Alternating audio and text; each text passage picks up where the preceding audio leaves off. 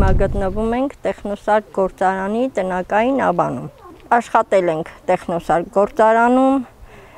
տան հերթի ենք եղել, արդեն նենց էր, որ տունը պետք է հատկացնեինք, շենքը գիտեինք, բնակարանը գիտեինք, բայց երկրաշարժի հետևանքով այդ շենքը վերցրեց քաղաքապետարանը ու բաժանեց ուրիշների, մենք մնացինք անտուն։ Նրանից հետո մեզ տվեցին այս տնակային ավանը, 28 տարի է արդեն բնակվում ենք այս տնակային ավանում, շատ ենք եղել ընտանիքներով, 42-45 ընտանիք, բայց արտագաղթել են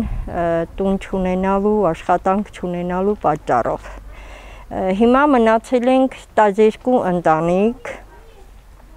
բնակվում ենք շատ վատ պայմաններում, ինչ կենդանի ուզեք տարածքում կա, արդեն փետը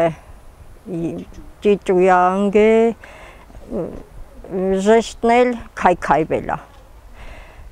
Մի խոսքով շատ ենք դիմել, ասենք, բարձր մարմինների, քաղաքապետարան, նախարարություն, եկել են, խոստումներ տվել ու թողե գնաց է։ Սենց ամբողջ տարածքը սենց գյոլեր ա եղել, որից ուժը պատելա բերել ենք մի քիչ հող լցրել, կարգավոր է, բայց հնարավոր չի։ Հողը նստող հող ա, անընդհատ նստում ա ու սենց գյոլեր ա ալնում։ Քաղաքապետը, որ ընտրվում էր այն ժամանակ, ասեց ժողովուրդ ջան, ուզում եք տարածքը ասֆալտապատեմ, թե ձեզ բնակարան հատկացնեմ, մենք էլ ուրախացանք, ասենք, եթե շատ կարճ ժամանակահատվածում դուք բնակարան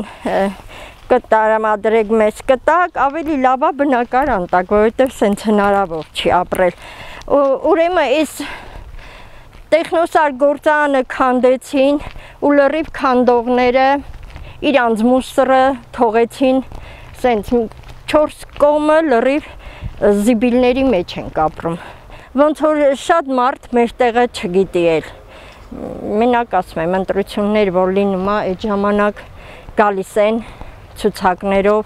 որ գնանք ընտրենք, ամեն ինչ լավ կլինի, խոստանում են ու ոչ մի բան չի լինում։ Կտրված ենք, ամեն ինչից կտրված ենք, ոչ մոտակայքում նորմալ խանութ կա, ոչ խաղահրապարակ կա, ոչ մի բան, մեր երեխեքը մեծանում են այս ցեխի ճոռի մեջ, ամեն ինչից կտրված, բայց իրանք էլ մանկություն ունեն, իրանք էլ են ուզում իրանց մանկությունը լավ անցնի, ուրեմն մարդ կա այս պահի դրությամբ զուգարան չունի, դե ընդհանրապես այդ լողանալու բանի հարմարությունները ընդհանրապես չկա, այս է իրանց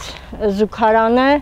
կներեք է, որ ասում եմ, ստեղից են օգտվում, ամբողջը հոտած, փթած, մարդիկ վախենում են ներս մտնեն, շատ ժամանակ կողքերին են անում։ Ոնց որ մի հատ խուլ գյուղում ապրելուց ելնենք, ու 2 տարին դարձավ 27-28 տարի։